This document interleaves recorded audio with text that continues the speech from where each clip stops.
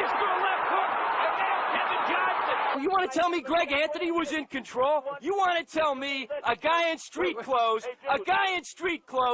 comes off there? Now, you listen to me. You're not going to bully this show out here. You're not going to bully this show. Bill Frieder, point blank, do you believe in any way, shape, or form your program is involved in any kind of fix? Blowouts, close games.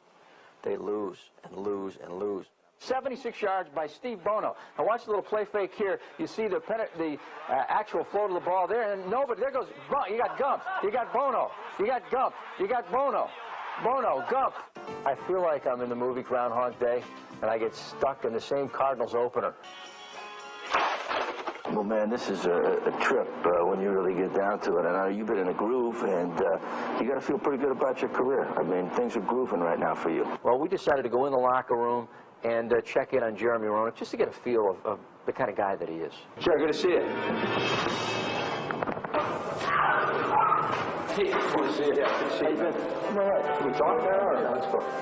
What a letdown, what a devastating way to bow out. But in the big picture, you're going to hear from some of the players as they talk about the emotions of a fantastic season. A very cool, chilly evening here inside Yankee Stadium as we continue our coverage of Game 3 here at Yankee Stadium. I don't always watch sports on television, but when I do, I watch Sports Night. I do the show. Stay thirsty for sports, my friends. They're saying the best is yet to come. Frank, what do you say, huh?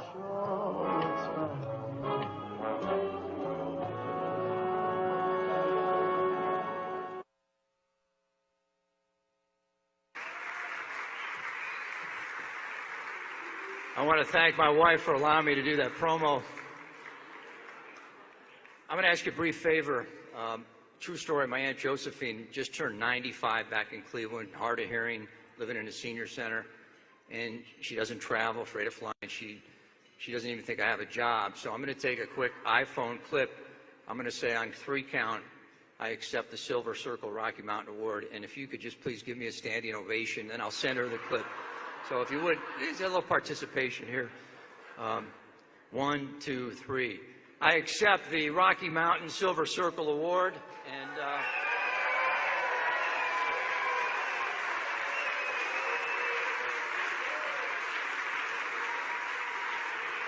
thank you. Please be seated.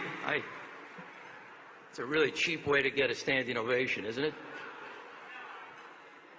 I want to start, this is funny because I think Neil Wolf would laugh at this, because in the 23 years I've been at Channel 10, I don't really use a script, it's true, but I got to get this one right. Back in the early 80s, I got out of college and the Student Loan Association was chasing me down for unpaid loans. I'm living in my Aunt Jean's extra room and on a house on the west side of Cleveland. I'm driving down West 117th Street with my best buddy, Tommy, a Vietnam vet. I'm riding passenger seat. We're in a 65 Ford Fairlane. The suspension on left side so bad that you can only turn right. So if you wanted to get to Tommy's house, you had to go right, and then up the street. My life was resembled something out of the movie Planes, Trains, and Automobiles. So it's been quite a ride. As some of the guys I cover say, Todd Walsh was my brother from another mother. He was a fabulous producer at the KTAR years, along with Mitch Otto. Todd was and is a phenomenal talent. And without his hard work and effort and Mitch Otto, I wouldn't have made those early years. Tom Dolan comes rolling in '93 and offers me a chance to come over and do something different. And let me tell you what the scouting report read on Lacava. Doesn't dress well, face for radio, spaghetti sauce on his dress shirt, sports coat so hideous Ron Burgundy suits would look good. True. I wasn't even sure where the VOSOT actually was. Still don't know. MCU sounded like a hospital floor to me, and I still can't run my phone voicemail. So if you tried to call me back the last 23 years, I apologize. And then Freddie DeLuca, Clark Frederick, and Neil Wolf came along. Neil Wolf, if he decided to, could probably run ESPN. He's that talented. I look at the people that made this happen, and this, what you see here, isn't my award. It's Eddie Valencia. It's Chris Katsaris. It's Jeff Lake. It's one of the best editors in the business, Mark Malrich. It's one of the best photogs in the business, Brad Gass. Richard Sines, great teammate, funniest guy alive. Fortunate to cover some of the most. Think about being a Forrest Gump type figure, and I'm covering the 93 Charles Barkley, Dan Marley Sons. The 96 Pat Tillman, Jake Plummer ASU team to the Rose Bowl. The 2001 remarkable World Series. And I can't begin to tell you, you spend so much time at work, and you guys know this. The teammates, Dave Muncy, John Hook, I go on and on, Robin Garrison, Troy Hayden, Kerry Lake, Linda Williams, Mark Martinez, John Netzel, Rick Davis, Eric Corrales. Those are the people that supported me. And I have to acknowledge this, and I'm going to buy 2 more minutes with a check here with a donation to the Academy. So stay with me on this, Jen. Mentors along the way, the late, great Cotton Fitzsimmons, Jerry Colangelo, Ron Wolfley, Larry Centers, Kent Graham, Clark Higgins, Lorenzo Alexander, Luis Gonzalez, Dan Marley, Connie Hawkins. Who would agree to do a leisure suit and an afro? You saw the piece with Hawk. Mike D'Antoni, the late, great Ron Santo, having a chance to get to know the late, great Heather Farr, Pat Tillman, Neil Walk. I also want to acknowledge a huge group that passed too early. Steve Piceni, Lloyd Herbert, Steve Schoenfeld, Bob Jacobson, Jim Gintonio, Bill Denny, a good friend, a guy in my corner, Johnny V, Big Hank, Henry Lopez, George Allen.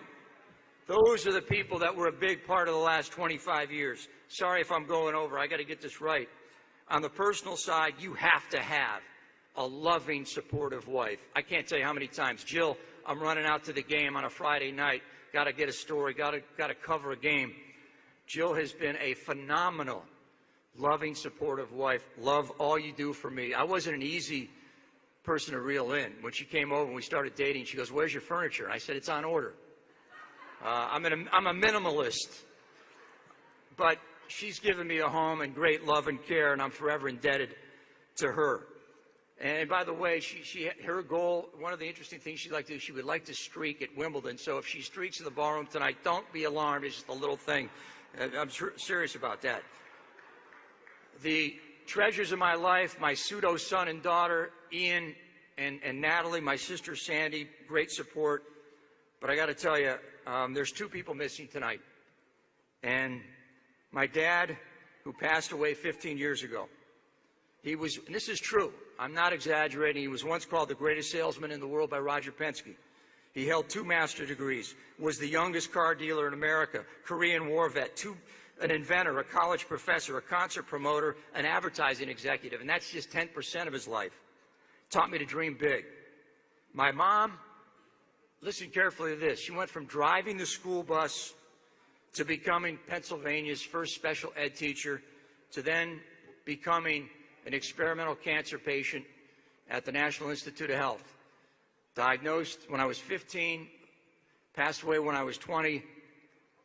Of all the athletes I've ever covered, not one was as brave or as courageous in her fight against breast cancer than my mom. So I was obligated to try to do something, and this maybe is something. I want to thank each and every one of you. If I forgot you along the way, this has been a great ride. Like I said, remember that 65 Ford Fairlane. It's true when you're thinking about how you're going to get there. But thank you for so many great people along the way. I'll add another couple of minutes on the donation. Jen, you've been fabulous. Thank you. Dave Muncy for the nomination. You know, I always believed in one thing. Eliminate the ego, work hard, have fun. You work in television. Thank you.